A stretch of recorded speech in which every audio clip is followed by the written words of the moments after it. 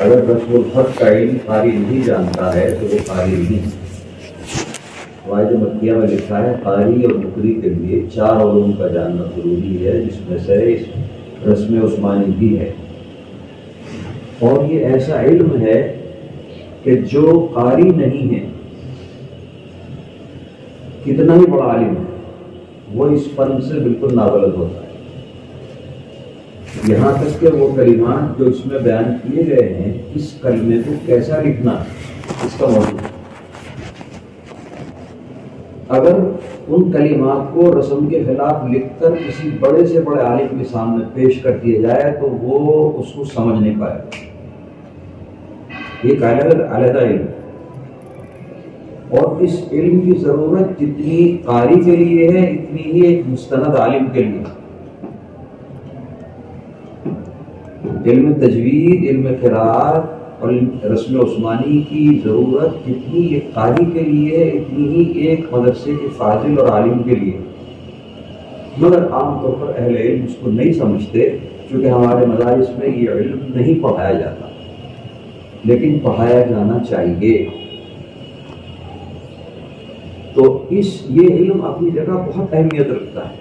میرا ایک بچہ سبا کا اجرا پڑھ رہا تھا، اس کتاب میں ایک جگہ آیا ہے اور آپ کی معرفت الرسول میں بھی ہے، لفظ ایھا 3 جگہ بلا الف کے لکھا گیا ہے قرآن پاک. سورہ زخرف میں، سورہ نور میں، سورہ الرحمن. ایھا، اور اس کی وجہ یہ ہے کہ اس میں دوسری قرأت ہے ایھا الصاحب، ایھا الثقلان، ہا کے ضمے کے ساتھ.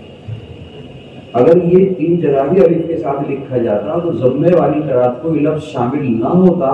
اس لیے سارے ایھا، یا ایھا الذین، یا ایھا الناس سب میں الف ہے، لیکن ان 3 جگہ نہیں.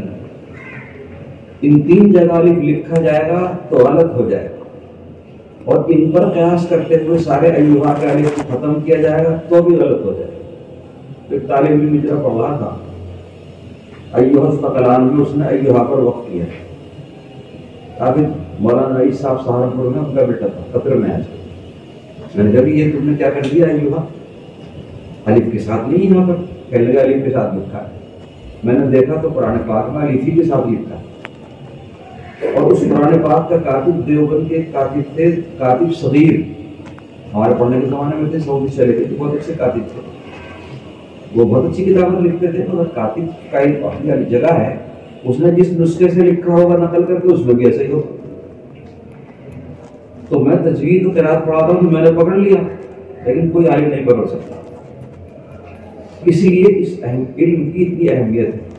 بمبئی سے ایک مرتبہ قرآن پاک چھپ کر آیا اور اس میں وہاں کے بہت بڑے قاری کا نام تھا کہ انہوں نے اس کی تصحیح کی. مگر معلوم ہوا کہ وہ قاری نہیں تھے، خالی تجوید پڑھے ہوئے، اور اس کے اندر رسم کی بہت غلطیاں تھیں، کیونکہ وہ رسم کو جانتے نہیں. وہ صرف بڑی مسجد کے امام تھے، تو لوگ بڑی جگہ رہنے کی وجہ سے لوگ سمجھتے ہیں کہ اس کا علم بھی بڑا ہو. ضروری نہیں کہ بڑی جگہ رہتا ہو علم بڑا ہو، اور یہ بھی ضروری نہیں کہ چھوٹی جگہ رہتا ہو اور علم کم ہو. چھوٹی جگہ رہنے والے بہت سے بڑی جگہ رہنے والوں سے زیادہ علم رکھتے ہیں، اور بڑی جگہ رہنے والے بہت سے چھوٹی جگہ رہنے والوں سے کم علم رکھتے ہیں. تو جگہ اور مسجد مدرسے کی ڈیڑھ ڈور سے اعتبار سے علم نہیں ہوتا. کتنے مدرسوں کے ذمہ دار عالم ہے، حافظ بھی نہیں، عالم بھی نہیں، حافظ ہی. اور وہ لکھ رہے حضرت جناب حافظ قاری صاحب، یعنی مولانا کی بدلے میں حضرت پڑھائیں گے، قاری پڑھائیں گے، صاحب پڑھائیں گے، متزوی پڑھائیں گے، لیکن مولانا نہیں ہے تو کچھ بھی نہیں. یہ ایسے ہی ہے جیسے ایک ٹرین میں 20 ڈبے اور چھوڑ دے لیکن انجن غائب ہو. مولانا نہیں تو کچھ بھی نہیں. تو علم اپنی جگہ ہے. تو وہاں یہ کتاب بہت اہمیت کی حامل ہے، اور حضرت نے میرے ساتھ یہ احسان فرمایا کہ اس کتاب کو پڑھایا ہے. کیونکہ میں بیمار ہو گیا تھا اور بہت وقت گزر گیا تھا، ورنہ میرے لیے بڑی مشکلات پیش آتی ہیں. خود حضرت نے ارشاد فرمایا، یہ شفقت فرمائی. حضرت میرے استاد ہیں، اور ایسے استاد ہیں کہ سارے شاگرد جانتے ہیں. لوگ حضرت کے شاگرد 35-40 سال سے ہیں. آپ لوگوں کے سامنے تو میرا آنا جانا نہیں ہوا، چونکہ تھوڑی نزاکتیں ہیں، ہم نہیں آتے مدرسے کے وقت میں، ورنہ تو روزانہ تیسرے گھنٹے میں چائے یہیں پی جاتی. اور میری درسگاہ یہ سامنے تھی جو. تو وہ تعلقات جو پڑھنے کے زمانے سے تھے وہ آج تک باقی ہیں. بہت کم ایسے لوگوں کے ہوتے ہیں تعلقات جب اپنی اغراض پر ہوں گے تو دیر تک نہیں رہیں گے، اور تعلقات جب کسی خاص نظریے کے تحت یا اخلاص کے ساتھ ہوں گے تو وہ قائم رہیں گے.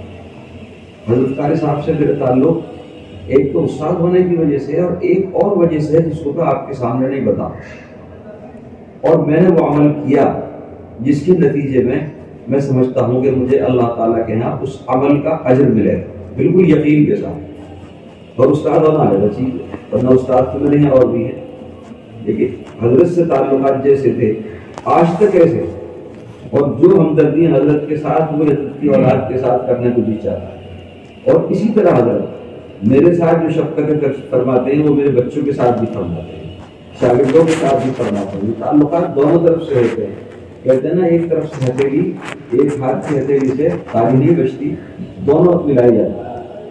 تعلقات جو کبھی کبھی ناگواریاں بھی پیش آتی ہیں، مزاج کے خلاف باتیں پیش آتی ہیں، مگر تعلقات اگر مخلصانہ ہوتے ہیں تو وہ ناگواریاں ختم ہو جاتی ہیں. اور اگر تعلقات مخلصانہ نہیں ہوتے تو تھوڑی تھوڑی ناگواریاں تعلقات کے ٹوٹ جانے کے ذریعہ.